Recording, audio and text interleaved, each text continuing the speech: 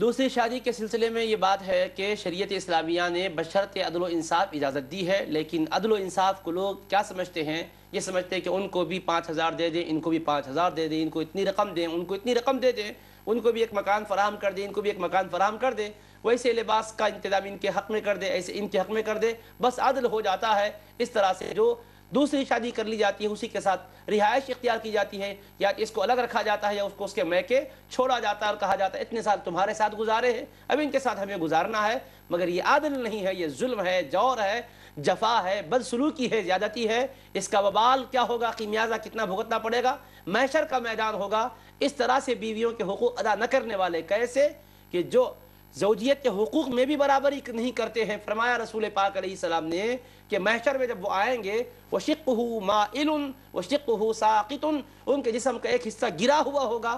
سارے محشر والے جان لیں گے کہ یہ بدنصیب وہ ہے کہ جو دو بیویوں کو رکھ کر ایک کے ساتھ سلوک کیا، دوسرے کے ساتھ سلوک نہیں کیا، اور انصاف اور حق اور عدل قائم نہیں رکھا ہے۔ تو بھائیو، دوسری شادی کرنا شریعت میں جائز گو کہ ہے، لیکن اس کی جو پابندیاں ہیں، اس کی جو شرطیں ہیں، اس کو ملحوظ رکھنا چاہیے۔ اور عام طور پر ہم دیکھ رہے ہیں کہ احتیاط سے اگر ہم کہیں تو 90% لوگ اس کا اہتمام نہیں کر پا رہے ہیں، بلکہ اس کے لیے وبال جان بن جاتی ہے آنے والی، اور اس طرح کی زندگیوں میں ناچاقیاں پیدا ہو رہی ہے۔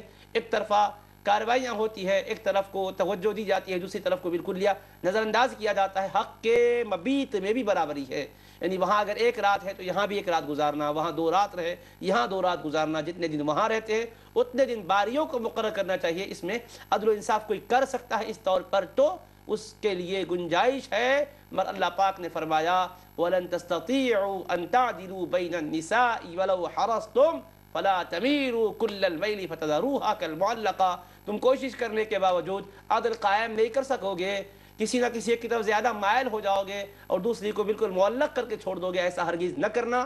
خالق کائنات نے نفوس کو اور نفسیات کو پیدا کرنے والے مالک نے اس طرح سے رہبری فرمائی ہے، تو ہمارے بھائیوں کو اس پر غور کرنا چاہیے۔ اللہ حفاظت فرمائے۔